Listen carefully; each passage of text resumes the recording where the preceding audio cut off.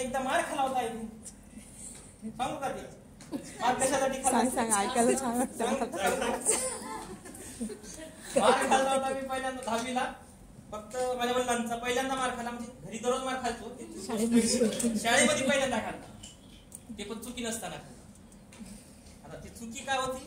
माझी नव्हती दुसऱ्याची होती पण ती माझ्यावर आली कोणाची होती विश्वजित दंडेची होती आठवली बस तूच काय होतीस ते तुला माहित होतं तुलाच माहित होतं तुलाच माहित होतं डब्बा हा हँडवरचा पाचवा तास देशमुख मॅडमचा होता संस्कृतचा आणि तिथं आम्ही जिथं बसत होतो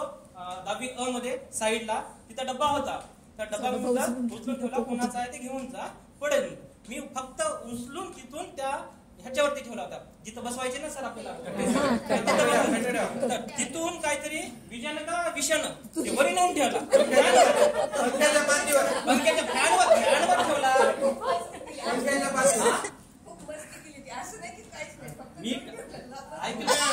मी काय म्हणतो मी सांगायला ना मी शब्द जे बोललो ते सांगायलो कुणाच्या ते घेऊन जा आणि तिथं ठेवला हे आला विषय आला ते दोघांना कार्यक्रम केला त्याचा आणि ते वरी नेऊन ठेवला आणि त्यात काय झालं तू रडायला लागली आणि तुझी बहीण कम फ्रेंड प्रीती आली चल ग आणि ती हे नाही काय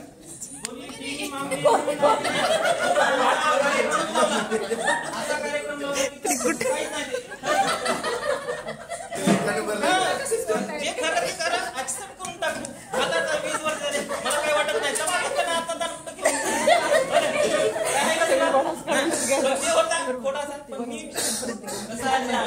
कोर्टामध्ये म्हणतात ना 100 काही सुटले गुन्हेगार सुटले तरी काही हरकत नाही पण एखाद्या निरपराध माणसाला गुन्हा झालं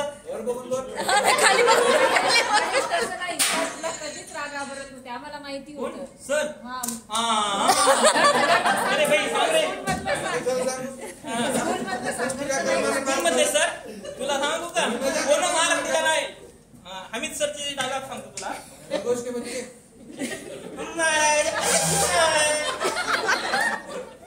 सर असं धरायचे सरचा थोडस हाताला हे होतं त्याच्यावर सरांना मारता येत नव्हतं ते मयूर गंगोत्री एक होता आपला मयूर गंगोत्री कपिल सावरकर अमोल कांबळे 2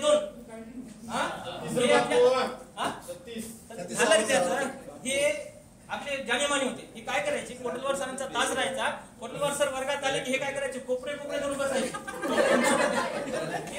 सरांना आपण त्यावेळेस कळायचं नाही ही गोष्ट वेगळी कारण की त्यावेळेस होती ते कोपऱ्यावर धरायचे सर शिकवायचे सरांची नजर त्या पुस्तकामध्ये पंखा चालू आणि ते काहीतरी आवाज काढायचे आवाज काढला की स्पेशल एक नाही मला ते हसणं कंट्रोल व्हायचं नाही आता होत नाही तर ते असं मी जागा बदलून असं खाली बसलो मला वाटलं सर चढायचं होता असा की बसलो मी खाली आणि सर शिकवायले ते आवाज काढायचे मला हसणंच कंट्रोल सर आले बदो काय सांगता आता काय म्हणून सांगता सर लाईक घ्यायचं नाही गोरे सर मराठी शिकवायचे आपल्याला गोरे सरांची छडी घेऊन जायचे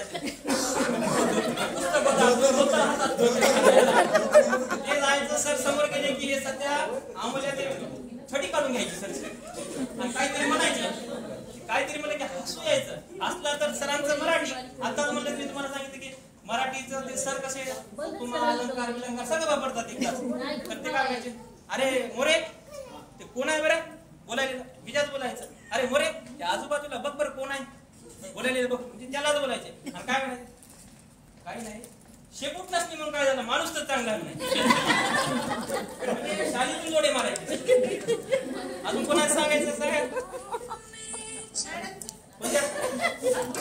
कोणत्या मॅडमचं देवते मॅडम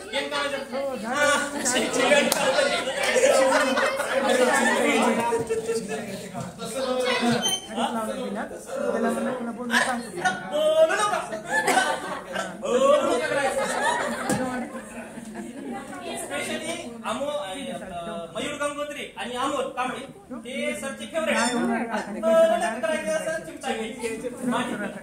सरांची स्टाईल खूप चांगली होती आणि सरांची विशेष म्हणजे इतिहास आणि नागरिक शास्त्र सोबत मराठी सरांनी शिकवली. सर यांचं म्हणणं की आपल्याला काही फायदा झाला. ऍक्च्युली गुट्टे सरांचा जो काय होता अनालिसिसचा पार्ट आणि सोबत सुरेकर सरांचा एकेका ओळीवरती प्रश्न काढायचे. आज तुम्ही कोणी असं बघत असाल की नीट एक्झाम जेई एक्झाम देतात विद्यार्थी 12वी, आपल्याकडे एकच दोनच आहेत, एक डॉक्टर आणि दुसरा इंजिनियर. काहीच विषय नाही, आम्ही त्याच्यातच पडलेलो होतो पण चुकून इकडे आलो. डॉक्टर आणि इंजिनियर दुसरा काही विषय नाही. डॉक्टर इंजिनियर करतात, एवढा पैसे खर्च करून आपल्या इथे जायचं नाही. आता माझ्या स्वतःचे जे असतील किंवा कुठले असतील ती जी आहे मेथड कोणाची, सुरेकर सरांची, की एकेका ओळीवरती आपल्याला प्रश्न काढायला लावायचे. आज घरीला नीट वरती प्रश्न एनसीईआरटी चे बुक जे असतील त्याच्यामधूनच येतात. आपण एररलेस जीआरएम कोणते नाही तेवढे पुस्तक वापरतात आणि येते ते एनसीईआरटी मधून. फक्त तेच चुकून सोडून आपण बाकीचं सगळंच घेतो.